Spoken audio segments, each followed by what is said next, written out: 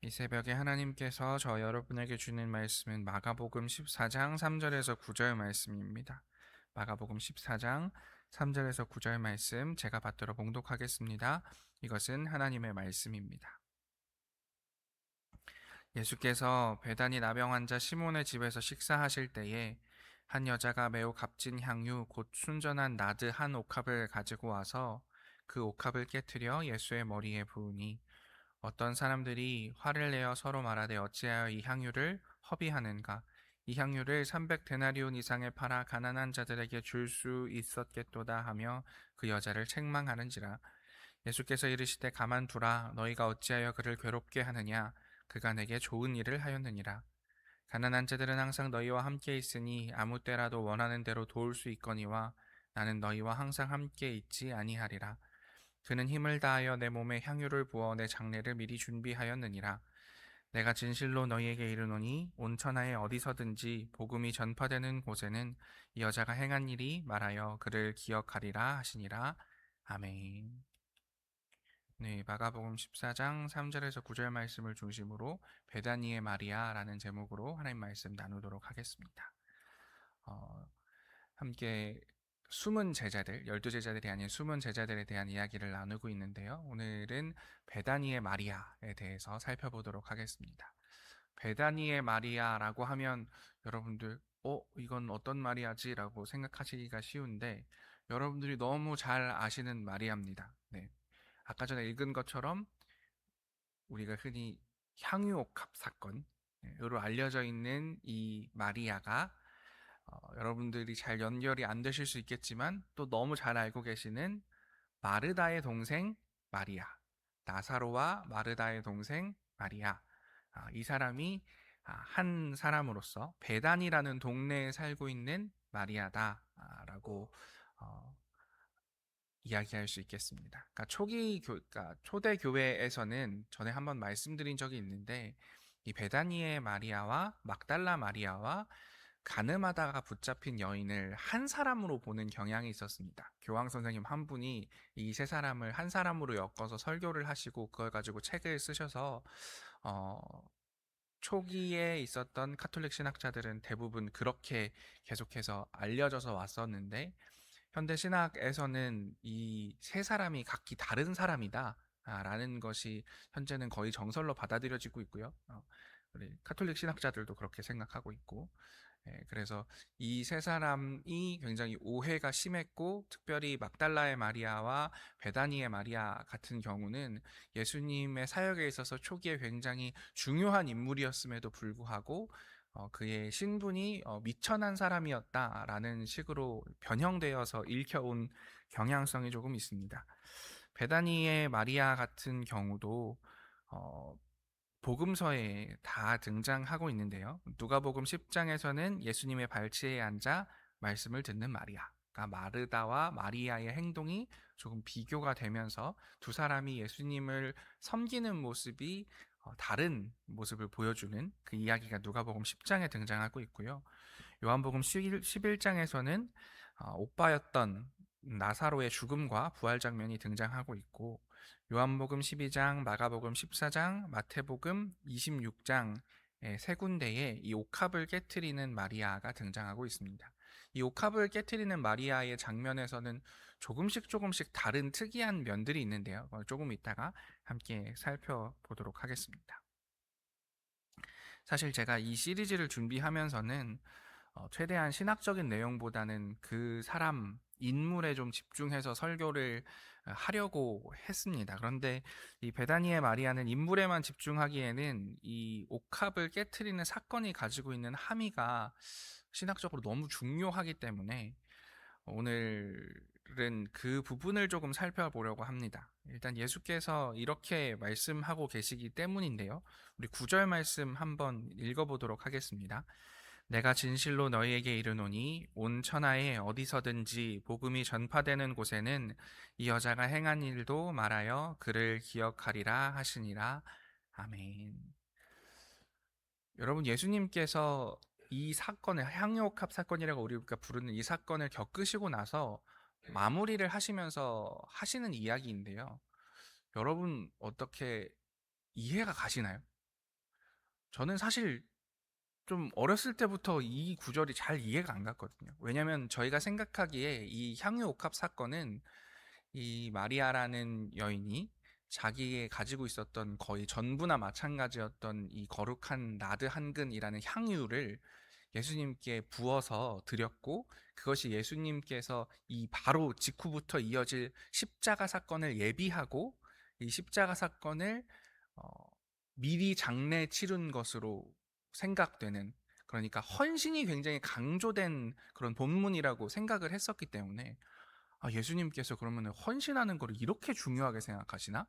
라고 생각할 수가 있었습니다. 이 사건을 저희가 대강은 알고 있지요. 그러니까 제가 새벽 기도라는 특수성을 가지고 있기 때문에 스토리를 어, 간략하게만 이야기를 드리도록 하겠습니다. 예수님께서 이 3절에 보면 식사를 하고 계셨는데 한 여인이 들어와서 자기가 가지고 있었던 옥합을 깨트려서 향유라는 것은 향이 나는 기름인데 이 향유를 깨트려서 예수님의 머리에 붓습니다. 그러자 사람들이 주변에서 화를 냅니다.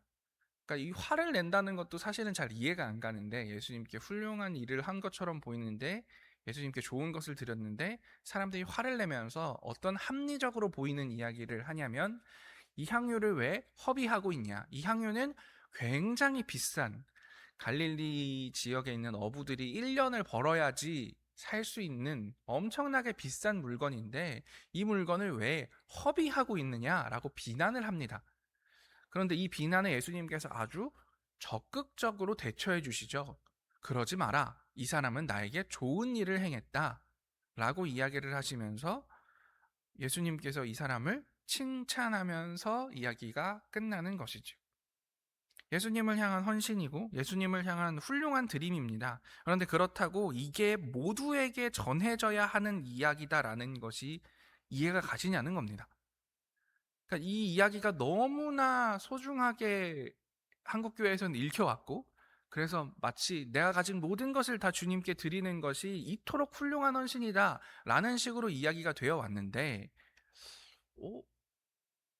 좀 이상하다? 라는 생각이 저한테는 들었었습니다. 이제 학교에 가서 성경의 이야기에 대해서 배우면서 성경의 이야기에 어떤 사건이 있다는 것은 그 사건의 장소와 행위와 행위자가 중요하다라는 것을 배우게 되었습니다. 이 향유옥합 사건을 보면 장소는 어디냐면 베다니 나병 환자 시몬의 집이다라고 이야기를 하고 있습니다. 그리고 어떤 행위를 했냐면 이 여인이 향유를 예수님의 머리에 붓는 행위를 했습니다. 그리고 그 행위자는 누구였냐면 베다니의 마리아였다라고 이야기를 하고 있는 것이죠. 이것을 간략하게 하나하나씩 뜯어서 살펴보도록 하겠습니다. 먼저 베다니 나병 환자 시몬의 집이라는 장소에 대해서 살펴볼 텐데요. 이 장소 중에서 특별히 이 지명 베다니에 대해서 알 필요가 있습니다. 베다니는 베트 아니입니다. 어, 베들레헴이 빵의 집, 빵의 동네라는 것은 여러분께서 알고 계시죠?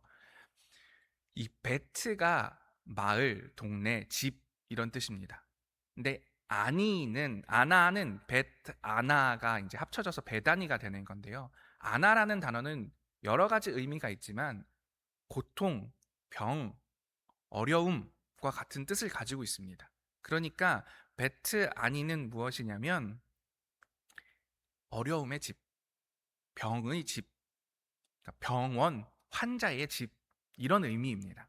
그래서 사람들은 이 베단이라는 동네가 어떤 동네였냐면 이스라엘 근처에 있었던 근교에 있었던 동네였는데 예루살렘 근교에 있었던 동네였는데 예루살렘에서 정결법에 의해서 쫓겨난 사람들, 이 당시에는 사람들에게 옮길 수 있는 병을 가지고 있으면 성에서 쫓겨나서 바깥에서 살아야 하는 관습이 있었습니다.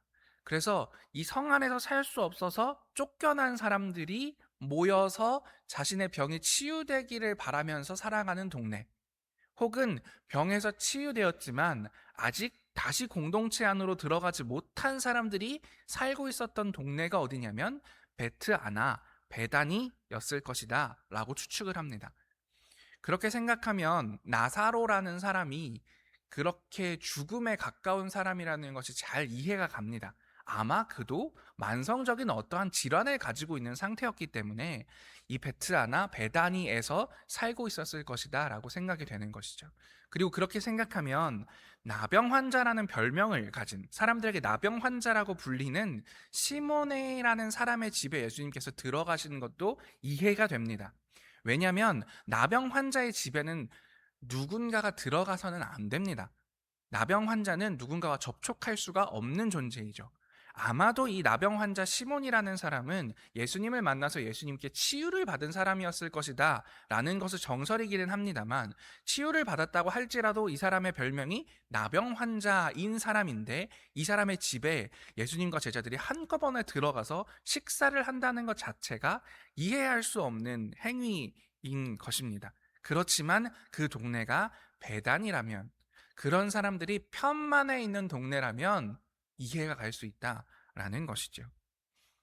그 동네, 베단이라는 동네에서 시몬은 여전히 나병 환자 시몬으로 불렸습니다. 고침을 받았지만 이름이 남아 있었던 것입니다. 이 요한복음 11장 12장에서 보면 예수님께서 베다니에 오셨을 때 예수님께서 나사로, 마르다, 마리아와 깊은 관계가 있었다라는 것을 보여주고 있습니다. 그래서 아마 사람들은 시몬도 그 관계망 안에 있었을 것이다 라고 생각을 합니다. 나사로의 친구였든지 아니면 나사로의 이웃이었든지와 같은 것으로 말입니다. 예수님께 고침을 받은 사람이 자신의 집에 예수님을 초대했을 가능성이 높은 것이지요. 이 부정한 공간, 나병 환자의 집, 정결법상 그 공간에 들어가는 자체가 부정해지는 것, 그런데 예수님께서 거기에 계셨다라는 것이 오늘 이야기의 장소 파트인 것이죠. 그런데 이 장소에서 어떤 일이 벌어졌는가 하면 한 여자가 매우 값진 향유, 나드 한 옥합을 가지고 와서 그 옥합을 깨뜨려서 예수님의 머리에 부었다라고 성경은 이야기하고 있습니다. 여러분이 너무나 잘 알고 계시는 어떠한 관습인데 여러분이 이 이야기에서는 연결시키지 못한 것이 무엇이냐면 누군가의 머리에 기름을 붓는다라는 것입니다. 여러분, 누군가의 머리에 기름을 붓는다. 어떤 의미를 가지고 계신지 알고 계시지 않습니까? 그것은 구약에서 왕을 세우는 행위였습니다. 제사장을 세우는 행위인 것이죠. 가장 대표적으로 여러분이 알고 계시는 것은 무엇이냐면 사무엘이 다윗 왕의 머리에 기름을 붓는 것이죠. 그 기름 부음이 왕을 왕되게 하는 것. 이 기름 부음을 받은 사람은 하나님께서 왕으로 세우신 사람이야 라는 선언을 하는 것이 머리에 기름을 붓는 것이었습니다. 그런데 우리는 이 행동이 아니라 이 기름이 얼마나 비싼지, 얼마나 귀한지 여기에 초점을 맞춰왔습니다. 그렇지만 이 이야기를 듣는 사람들은 아마도 침을 꿀꺽 삼켰을 겁니다. 그 방 안에 있던 사람들도 왜 이렇게 화를 냈는지 이 이야기가 가지는 의미를 알면 이해를 할 수가 있습니다. 그 방에 있는 사람들, 그리고 이 이야기를 들었던 초기 교회의 성도들은 이게 무슨 의미인지 알았습니다. 예수님의 머리에 향유를 부었다는 건 예수님께서 왕이시고 예수님께서 메시아이시라는 가장 급진적이고도 직접적인 선언이었습니다. 예수님께서 메시아라는 사실은 숨겨야 하는 일이었기 때문에 예수님께서 병자들을 치유해 주셨을 때 병자들에게도 너 이거 어디 가서 말하지 마 라고 말씀하셨잖아요. 그런데 예수님의 제자인 한 여인이 예수님께서 예루살렘으로 가시는 길에 그 직전에 베단이라는 마을에 왔는데 우리는 조용히 숨기고 이 메시아의 일을 예루살렘에 가가지고 뜻을 이루어야 하는데 대놓고 향유를 가지고 와서 예수님의 머리에 기름을 붓고 있는 겁니다. 이분이 우리 메시아입니다 라는 엄청난 신앙 고백을 하고 있는 것이죠. 그러니 그 주변에 있었던 남자 제자들 화를 낼 법도 하다 싶습니다. 아니 우리가 어떻게 숨겨가면서 이렇게 조용히 로마 사람들이랑 갈등 일으키지 않으려고 애쓰면서 신앙 운동을 하고 있는데 여기에 와서 기름을 부어? 라는 생각을 하게 되는 것이지요.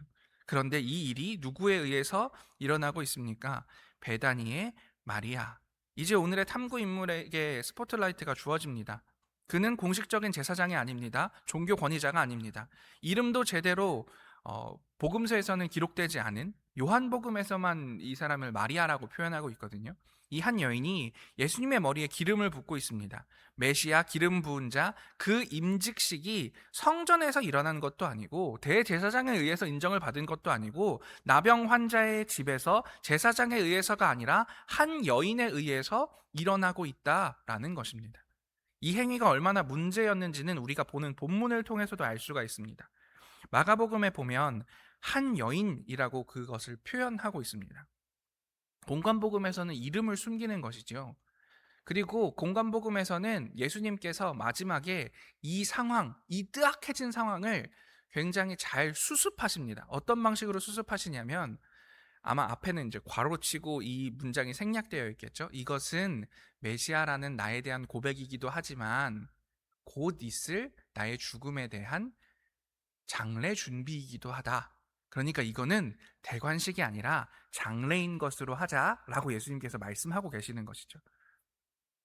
그런데 요한복음에서는 아마도 이 마리아, 베다니의 마리아와 직접적인 인물이 있었거나 혹은 베다니의 마리아가 요한 공동체에 속해 있었지 않았나 싶습니다.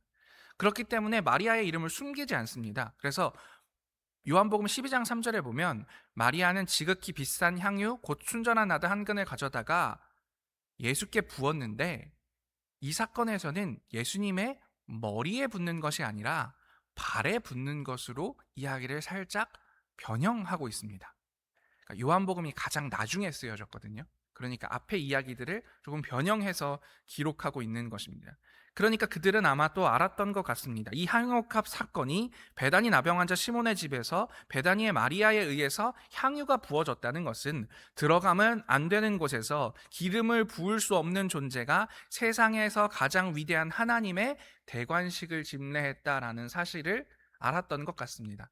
그래서 공관복음에서도 요한복음에서도 조금 다르게 이 마리아의 기름 부음 사건을 기록하고 있는 것이지요. 이제 온 천하의 복음이 전파되는 곳마다 이 여인이 행한 일을 말하여 그를 기억하리라 라는 예수님의 말씀이 조금 이해가 갑니다. 이 베다니의 마리아는 그저 단순히 자기 가신 것을 헌신해서 예수님의 장례를 준비한 것만이 아니었습니다. 그 의미도 포함되어 있었지만 그 당시에 사람들이 들으면 너무나 놀랄 만한 로마에 대항하는 사람으로서 예수님을 온 세상의 구원자로서 아무도 하지 못했던 신앙 고백을 자신이 가진 모든 것을 들여서 가지 말아야 할 곳에서 하지 말아야 할 사람이 예수님께 드렸던 놀라운 신앙 고백의 이야기, 그것이 오늘 베다니의 마리아의 이야기였다라는 것입니다. 그렇기 때문에 교회는 죄 많은 여인으로 베다니의 마리아를 만들었는지도 모르겠습니다. 그레고리우스가 설교에서 이 여인을 막달라 마리아와 누가복음의 죄 많은 여인과 뒤섞어 버립니다. 그리고 그 혼동이 1500년간 이어져 온 것이지요. 예수님께서 기억하라고 하신 여인이 1500년 동안 엉뚱하게 기억되었다라는 것입니다. 이 사실을 기억한다면 우리가 예수를 따라 산다는 것의 의미가 명확해지고 동시에 아주 어려워집니다. 예수께서는 예루살렘에 들어가시기 직전에 가장 가난하고 버림받은 이들의 동네로 들어가셨습니다. 거기에서 멸칭을 가진 사람의 집에서 함께 식사를 하셨고 그 자리에는 남자들만 가득한 그 방 안에 한 여인이 들어와서는 예수님께 기름을 붓는 제사장의 역할을 하고 있다라는 것이지요. 예수님께서는 낮은 곳에서 낮은 이에게 낮은 자세로 자신의 고개를 내밀어 기름을 부음 받고 계시다라는 것입니다. 예수님의 공생의 사역의 시작은 무엇이었습니까?